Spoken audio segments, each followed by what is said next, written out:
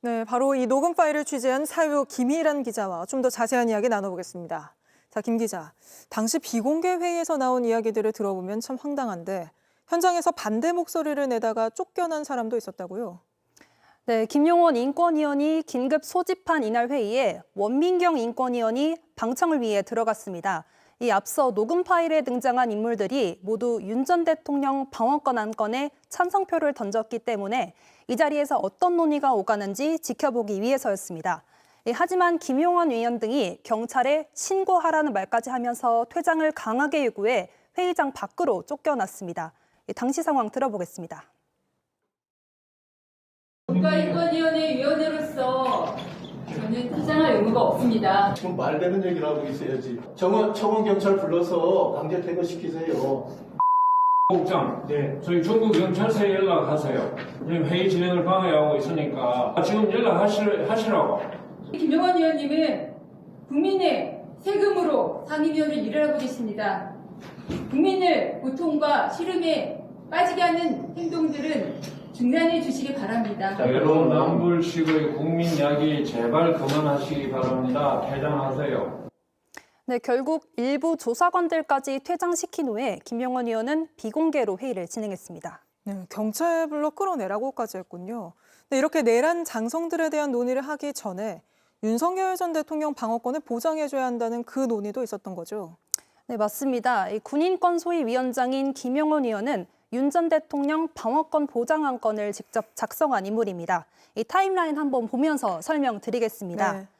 네. 지난 2월 윤 전 대통령 방어권 안건이 통과됐습니다. 사흘 뒤에 앞서 리포트로 전해드린 내란 혐의 장성들에 대한 긴급 구제 신청이 접수됐습니다. 이 긴급 구제는 각화됐지만 김 의원 주도로 장성들의 인권 보호를 촉구하는 권고가 나와 논란이 됐습니다. 김 의원은 결정문 작성 당시 정작 당사자인 문상호 전 사령관은 조사를 거부하고 있다는 조사관 발언까지 차단하면서 회의를 끌어갔습니다. 한번 들어보겠습니다. 위원장님, 다만 문상호 사령관은 전면적인 저희 조사를 거부한 사안이라서. 아니 그러니까 지금 저희 조사관이 굳이 의견을 밝힐 필요가 없는 부분이고 위원들이 판단하는 문제니까 더 이상 발언이 적절치 않은 것 같습니다.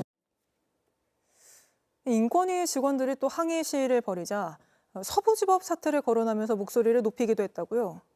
네, 그렇습니다. 김 의원이 당시 어떤 발언을 했는지 이 부분도 한번 직접 들어보겠습니다. 저는 이 사태가 이 서부지방법원의 난입 사태만큼은 아니라 할지라도 매우 불법적인 국가기관의 공무 수행을 폭력으로 저지하는 사태라고 생각하고 수사기관의 수사 기타 적절한 조치가 있어야 된다고 판단하고 있습니다. 네, 김 의원은 직원 괴롭힘 문제로 세계국가인권기구연합의 특별심사 대상에 오르기도 했지만 안팎의 쓴소리에 귀를 닫고 있는 상황입니다. 그런데도 국민의 세금으로 운영되는 국가인권위에 여전히 자리를 지키고 있는 그런 모습이군요. 오늘은 여기까지 듣죠. 김희란 기자였습니다. JTBC 뉴스를 시청해주셔서 고맙습니다. 저희는 저녁 6시 30분 뉴스룸에서 뵙겠습니다.